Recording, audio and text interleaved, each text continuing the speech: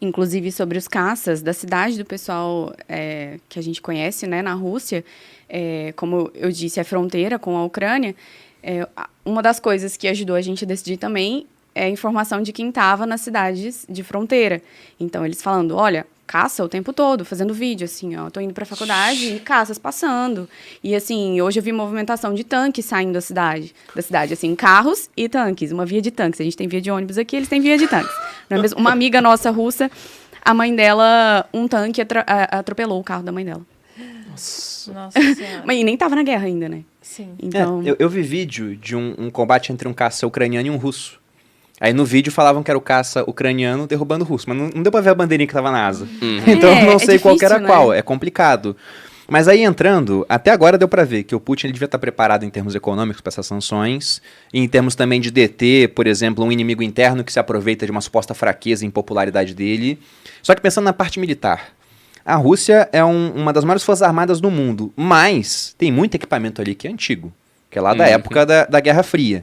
Inclusive, a Gabi, eu já vi vídeos do pessoal entrando em um blindado russo por dentro e tá tudo velho. E você pega a ração da tropa russa, que é a comida que eles vão comer durante a invasão, e tá vencida. Tá vencida há 6 anos.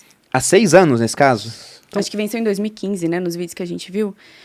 Sim, e como eu estava falando antes... Eles têm como sustentar esse avanço? Essa seria a minha pergunta. A sua visão de lá, né? Das pessoas que estão lá. Então, o que a gente tem em contato, na verdade, é que, como eu disse ontem, a gente está dentro dos grupos, né? Tem como se fossem os jornais locais da cidade, alguns independentes que só têm um Instagram, e aí eles estão em várias cidades, né? Espalhados pela Ucrânia.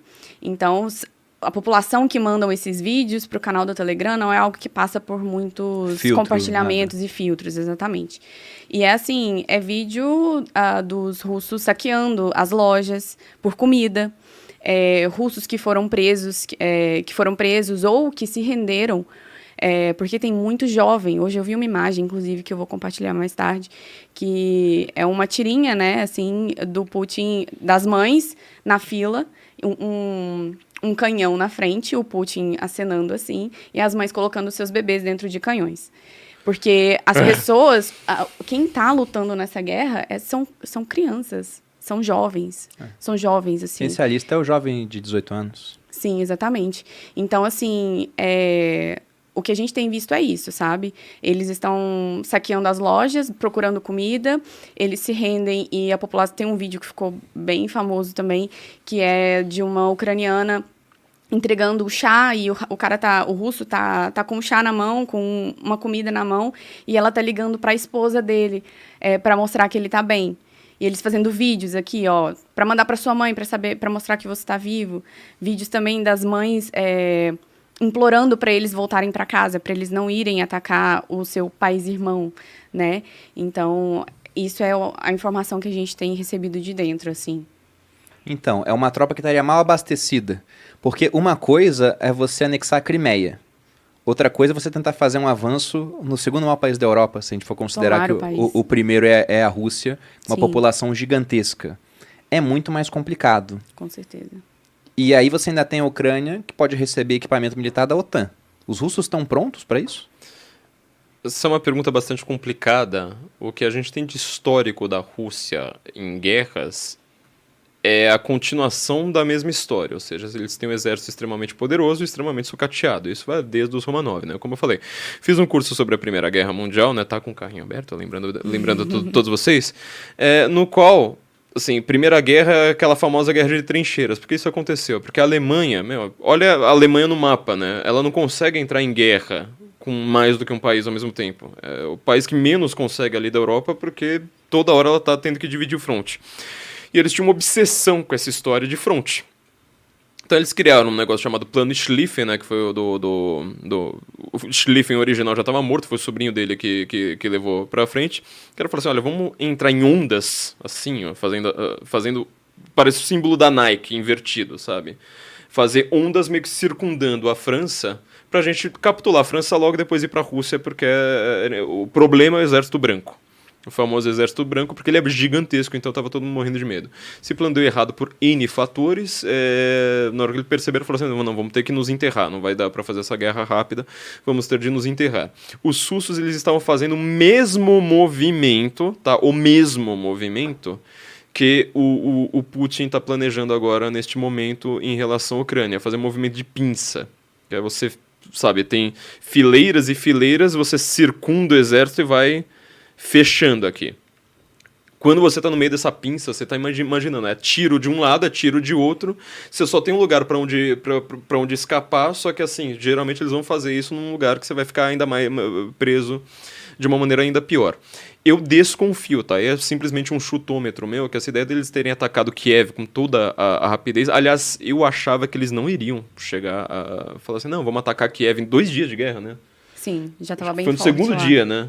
Eu falei assim, minha gente, chegando em Kiev agora, eu achei meio faminto, assim, sabe?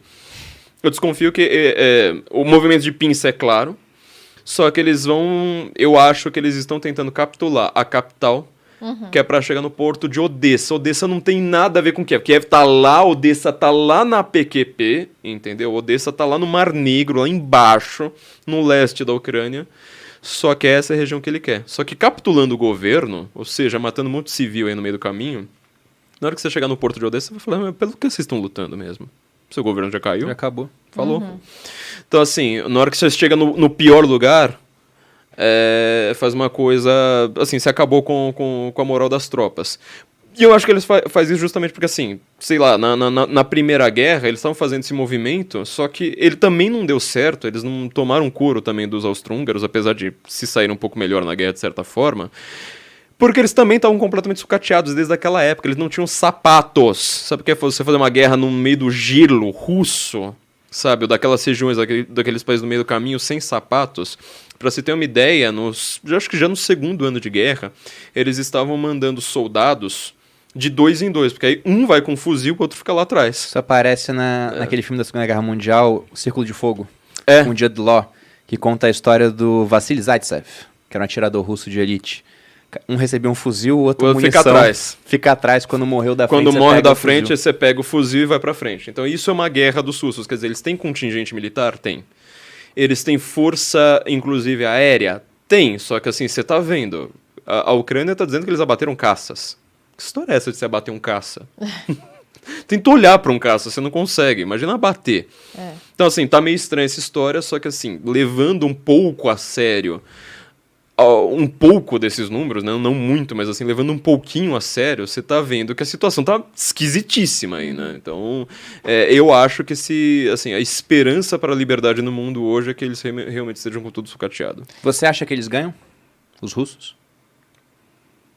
Difícil, hein? Até o que seria a vitória aí nesse caso, né? Porque depende. Ele vai querer realmente tirar o governo ou vitória para ele é simplesmente tirar conseguir o governo, que as regiões separatistas se tornem independentes? Você acredita que ele vai conseguir tirar o governo? Tira. Que vai matar o Zelensky? O que eu ia dizer é que ninguém colocava as fichas no Zelensky, nem a gente no último podcast, a gente ficou meio assim, nossa, Sim. o cara é um ex-humorista, e o cara se provou, no mínimo, patriota o suficiente. Vamos reconhecer aqui o que a gente falou.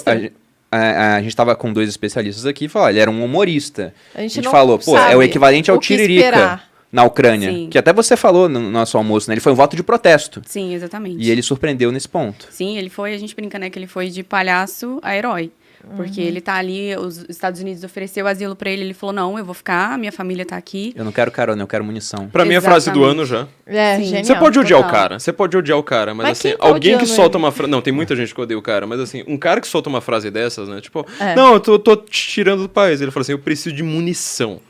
E contrataram, né, assim, tô falando agora de como todo mundo já falou, é difícil verificar as fontes, mas grupos de mercenários foram mandados pelo Putin para abaterem o Mas o isso Zelensky. Isso não precisa nem de fonte. Esperado, isso é né? um plano totalmente esperado. Sim. É óbvio, do ponto de vista de estratégia militar, que você quer pegar aquele ponto centralizado, que se transformou em um herói, alguém que está Acabar com inspirando a ele, nação, pronto. e acabar com Exatamente. ele.